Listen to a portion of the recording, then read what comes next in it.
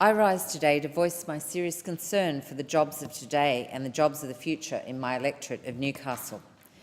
It's a time when we are seeing job after job go out the door as industry tries to adjust to new technologies and changing global circumstances, and this government is doing nothing about it. Businesses are closing, services are being centralised, and public sector cuts are hitting hard. It's not just one or two jobs here and there, disappearing through natural attrition and efficiencies. It's tens, sometimes hundreds of jobs disappearing overnight. And today we have confirmation of another 25 jobs that will go with QantasLink ground handlers at Newcastle Airport out of work by the end of next month.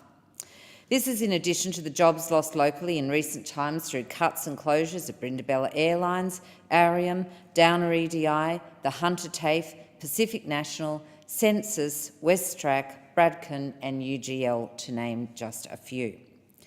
As the Leader of the Opposition has said in the past, we don't blame this government for every single job loss, but we will always hold them to account for having no plan for future jobs. This is a government that before the election said they will create 1 million jobs within 5 years of coming to office. And here we are, 8 months after the election, and we still see no plan for how these jobs will be created. We wait in anticipation for their masterstroke, the plan that will outline how they will stimulate employment and support industry transition.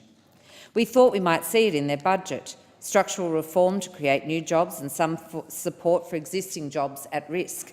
Sadly, our anticipation was unwarranted.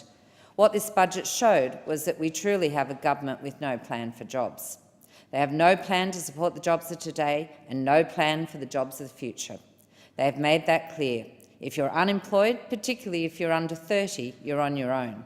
If you're still studying or planning to study, you're going to be paying for a very long time. If you're a public servant, we don't want you, we don't need you, find work elsewhere. If school isn't for you, your alternative pathways to education and training are on the way out, and support to help find a job just won't be there anymore. This government's approach is everyone to fend for themselves. In recent decades, Newcastle has been the beneficiary of a decentralised government agency approach, with the ATO and CSIRO both relocating to our city and becoming major employers in our region. Both agencies have, however, been savagely hit in this budget, with ATO set to lose up to 3,000 employees nationwide and CSIRO losing more than $100 million of funding, with up to 1,000 jobs in danger. While we don't know the direct effects to Newcastle yet, we know that their future is uncertain under this budget of cruel cuts and twisted priorities. Family-owned shipbuilder Forjax, one of Newcastle's largest employers, have warned that they will have to close their Carrington and Tomago shipyards within 18 months, laying off more than 900 highly skilled tradesmen and women unless the federal government expedites decisions on future naval shipbuilding projects. I've met with Forjax's management team and have taken both our Leader of the Opposition and the Shadow Defence Minister to Tomago Shipyard to meet the men and women building Australia's air warfare destroyers.